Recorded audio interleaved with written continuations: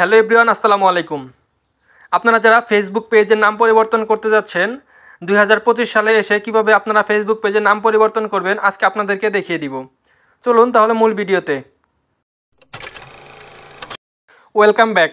এর জন্য আপনাদেরকে সর্বপ্রথম ফেসবুকের অফিসিয়াল অ্যাপসটি ওপেন করে নিতে হবে। এরপর উপরের দিকে দেখুন 3 লাইন রয়েছে, এই 3 লাইনের উপরে একটি ক্লিক করে দিতে হবে। তাহলে আপনাদের সামনে এমন একটি পেজ ওপেন হবে। এখান থেকে স্ক্রল ডাউন করে নিচের দিকে চলে যাবেন। এখানে দেখুন রয়েছে সেটিংস ও প্রাইভেসি। আপনারা এই সেটিংস অ্যান্ড প্রাইভেসিতে ক্লিক করে আবার সেটিংসের উপর একটা ক্লিক করে দিবেন। তাহলে আপনাদের সামনে এমন একটি পেজ ওপেন হয়ে যাবে।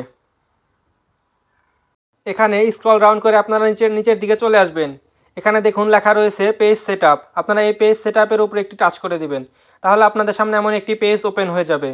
এখানে একদম উপরের দিকে দেখুন লেখা রয়েছে নেম। আপনারা এই নেমের উপরে আরও একটি টাচ করে দিবেন। তাহলে আপনাদের সামনে এমন একটি পেজ দেখাবে। দেখুন এখানে লেখা রয়েছে নেম, এরপর আমার পেজের নাম দেওয়া রয়েছে। আমি এই পেজের নামটি পরিবর্তন করে দিব। সো আমি আমার ইচ্ছে মতো একটি নাম দিয়ে নিচ্ছি। সো আমি আমার পেজের নামটি পরিবর্তন করে দিচ্ছি টেকনিক্যাল লাভার।